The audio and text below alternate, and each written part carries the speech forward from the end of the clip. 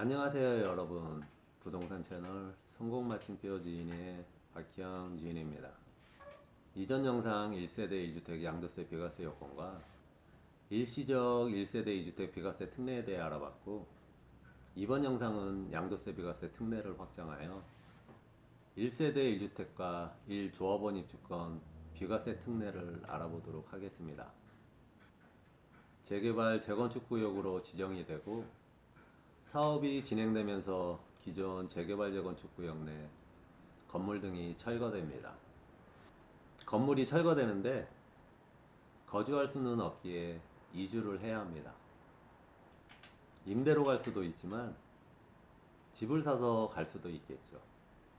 사업 시행 기간 동안 거주를 위해 취득하는 주택을 대체주택이라 하며, 이 대체주택에 대해서 요건을 충족하면 양도세 비과세 특례를 적용받을 수 있습니다. 재개발 재건축 대체주택 비과세 요건은 소득세법 시행령 제156조의 2 제5항에서 규정하고 있습니다. 재개발 재건축 구역에 있는 주택을 소유한 1세대가 그 주택에 대한 재개발 사업 등의 시행기간 동안 거주하기 위하여 다른 주택을 취득하는 경우. 첫 번째, 사업 시행 인가일 이후 대체주택을 취득하여 1년 이상 거주할 것.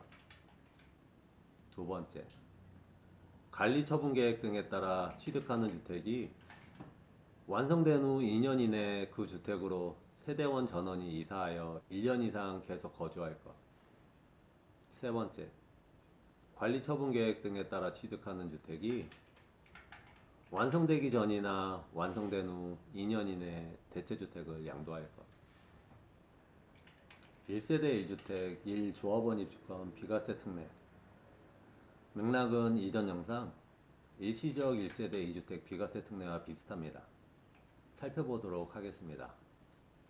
재개발 재건축 사업 절차에서 관리처분 계획 인가 후에는 기존 부동산, 주택 등이 입주권이라는 권리 형태로 바뀌게 됩니다. 관리처분 계획 인가 후 이주와 철거를 하면서 공사는 진행되죠. 조합원 입주권은 아직 공사가 진행 중이거나 예정 상태의 권리이기 때문에 거주할 수가 없습니다. 그래서 재개발 사업 등을 통해 공사가 완료되면서 새 아파트로 입주할 수 있는 시점까지는 기존에 살던 집에서 거주를 할 수밖에 없고 살게끔 해줄 필요가 있게 됩니다.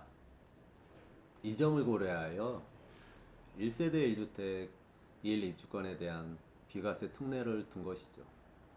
1세대 1주택 1 입주권 비과세 특례 요건 두 가지의 경우로 나뉘게 되는데, 소득세법 시행령 제156조의 2 제3항에 해당되는 특례 조항을 살펴보죠. 1세대 1주택자일 것. 종전주택을 취득한 날부터 1년 이상 지난 후에 조합원 입주권을 취득할 것. 그 조합원 입주권을 취득한 날부터 3년 이내에 종전주택을 양도할 것. 제4항에 해당하는 특례 조항 살펴보겠습니다. 1세대 1주택자가 1조합원 입주권을 취득함으로써 일시적으로 1주택과 1조합원 입주권을 소유하게 된 경우, 조합원 입주권을 취득한 날부터 3년이 지나 종전주택을 양도하는 경우로서 관리처분 계획에 따라 취득하는 주택이 완성된 후 2년 이내에 그 주택으로 세대원 전원이 이사하여 1년 이상 계속하여 거주할 것. 관리처분 계획에 따라 취득하는 주택이 완성되기 전이나 완성된 후 2년 이내에 종전주택을 양도할 것.